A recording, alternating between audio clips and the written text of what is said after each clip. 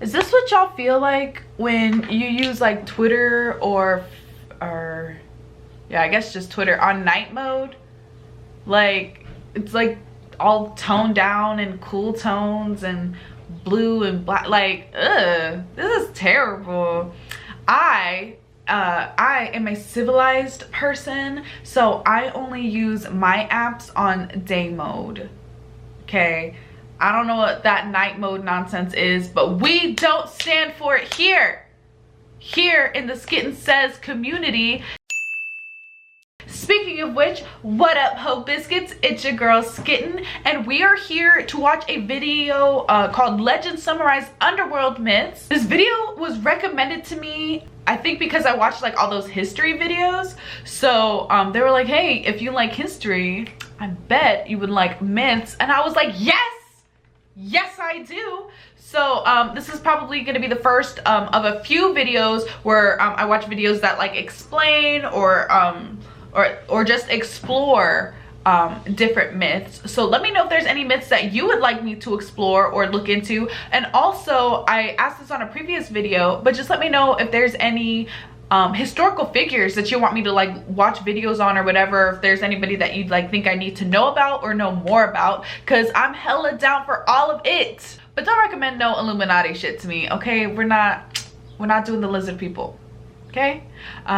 With that said, let's go ahead and get started. Alright everybody, listen up, because today we're talking about the underworld. So the first question is, what is the underworld? I promise this gets smarter from here on out. Traditionally, it's a place where all the dead dudes hang out, and this concept is very old, which makes sense because it's answering a very old question. What happens when we die? Now, most cultures have their own flavor of the afterlife. Eternal rewards of various kinds, an extension of living existence based on maintenance by still living relatives, etc. But despite this wild variation in tone, there's only one real reason the underworld ever appears as a major location in popular culture and mythology, and that's when someone goes down there to get someone back. Now, this is a story that plays out in tons of cultures all over the world with varying degrees of success for all parties involved. In general, it follows the formula of person A likes person B dies or otherwise ends up in the underworld, and person A scoots down there in order to rescue them. So today we're going to be looking at some of these stories and comparing how well it worked out for everybody.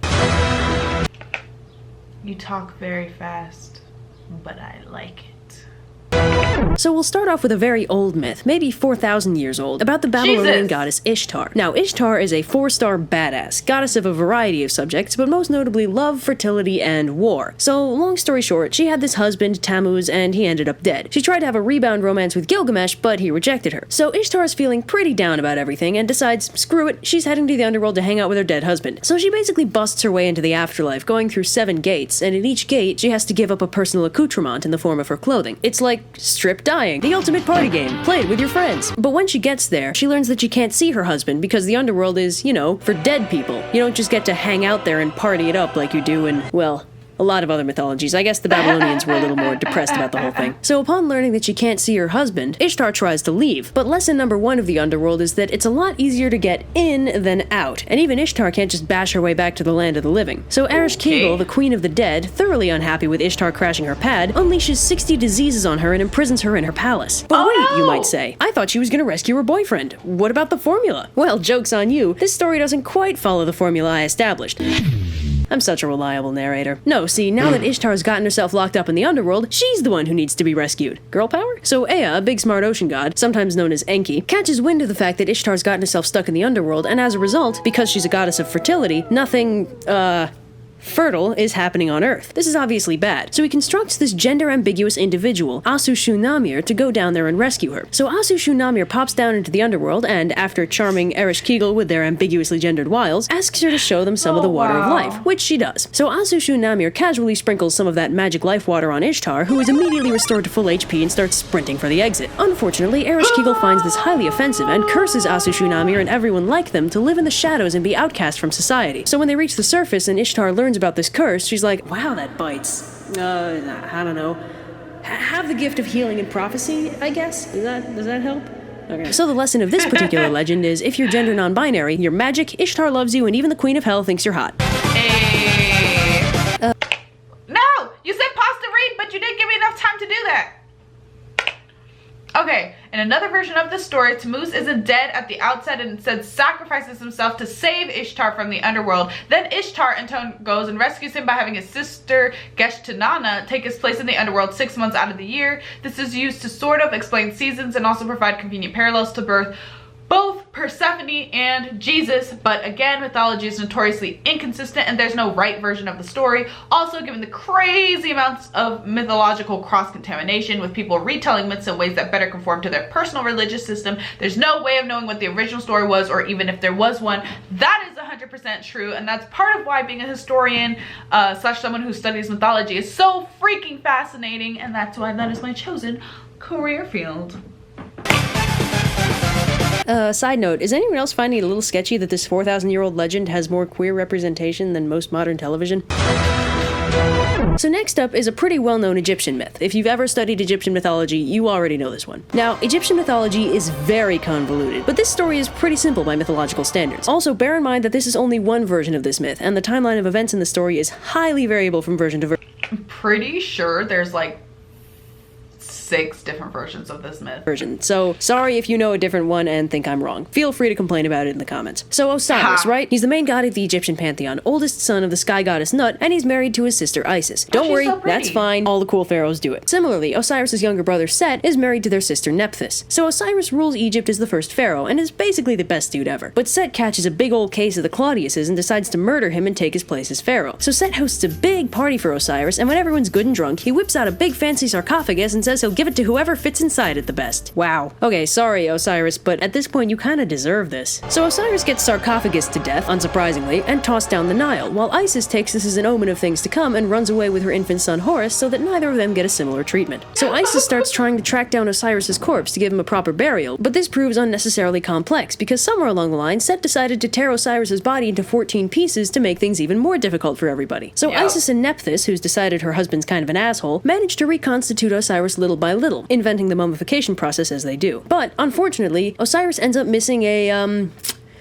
very important piece. His penis! So Isis manages to make a temporary replacement, and as a result Osiris is resurrected. Sort of. Unfortunately, although he's sort of alive, he's stuck being the lord of the underworld since he's still technically kinda dead. But it's still a pretty sweet gig, and the Egyptian underworld is basically like being alive anyway. And then later, Horus grows up to be a big old badass, and he and Set have an awesome fight and it kicks ass. Important organs are lost on all sides. So in Japanese mythology, Japan had 2 creator gods, Izanagi and Izanami. Now, I do not know, like, I'm definitely a lot more familiar with like Greek and Egyptian mythology. I've dabbled in Middle East, like dabbled.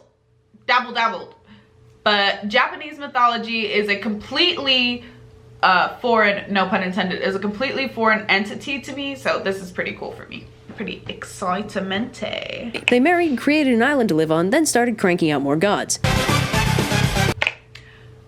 Onogoro Island is a mythological location that doesn't correspond to any of Japan's subsidiary islands. If you wanted to write some kind of fantasy story based on Japanese mythology, that'd be a good location to include. All my writers out there, All of Japan's non-fictional islands are supposedly the first children of Izanagi and Izanami. Well, not the first, because the first child, Haruko, was deformed as a result of them doing their wedding ceremony wrong. This was the first wave of gods before the more well-known ones like Amaterasu, Susanoo no Mikoto, etc. were created. They actually come about as an indirect consequence of the events of this story. Creation myths are fun!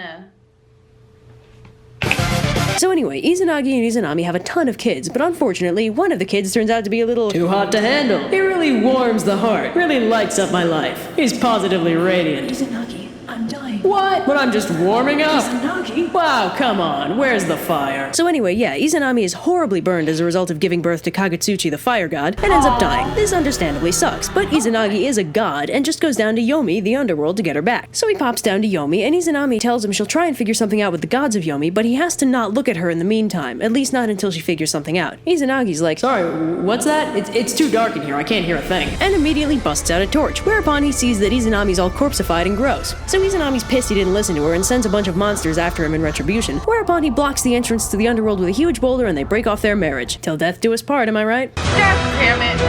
Now, there are two traditional Greek myths about the underworld, and let's face it, you probably already know both of them. But whatever, let's talk about them anyway. Now, the first and better known one is the story of Hades and Persephone, and that one boils down to Hades is lonely and kidnaps Persephone to be his wife. Persephone's mom Demeter objects and refuses to let anything grow until she's returned. Something something pomegranate, something something 6 months of winter. It's a little bit like the Osiris thing, in that Persephone becomes a goddess of the underworld because, by eating the food of the dead, she becomes something of the dead. She didn't actually die, but the concept is the same. Now, I really only like this story in its more modern interpretation, where Persephone had a modicum of agency in the story and actually likes Hades, willingly becoming the queen of the underworld rather than just being kidnapped and getting the munchies. But forget all that, because now that that's done, let's talk about Orpheus and Eurydice. So Orpheus is one of Apollo's kids, and he's a damn good musician, as you would expect of someone related to the god of music. In fact, he's the best musician in the world, and to top off this perfection, he's in love with this really cute girl named Eurydice, and they're about to get married. But unfortunately, shenanigans happen, and Eurydice ends up getting bitten by a snake and dying. So Orpheus is totally heartbroken and starts playing his little heart out, which has the result of bumming everyone else out too. So eventually Apollo's like, I can't take it anymore! These boxing feels are terrible! Son, I order you to go visit your dead girlfriend. Get some damn closure before you make all the rest of us suicidal. So Orpheus meanders sorrowfully down to the underworld and serenades Hades and Persephone with his lyre. And of course, his music is so beautiful that they're immediately moved to help him. Hades agrees to return Eurydice to life, but while Orpheus is leading her out of the underworld, he absolutely cannot look at her until they get to the surface. Otherwise, she'll have to go back, this time for good. It's kind of like the Izanami thing, actually. So Orpheus starts leading Eurydice out of the underworld, but he can't hear her footsteps and starts thinking that maybe Hades tricked him. So, like an idiot, he turns around and sees that, yep, guess what? His beloved Eurydice was behind him all along, and yep, he has officially ruined everything. So Orpheus is heartbroken again, and somehow ends up dead. But don't worry, the muses decide to hang on to his severed head so that he'll be able to sing forever. That's more f***ed up than I remember. So, this is the I did not remember that being the ending. Oh my god.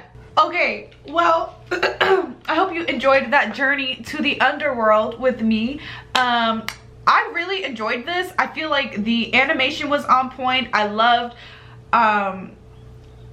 how like it was light enough, you know, for like somebody who's a beginner in mythology to get into it, but had like just enough details, just enough little interesting tidbits for somebody to be like, I'm gonna go spend hours at the library now because books are cool.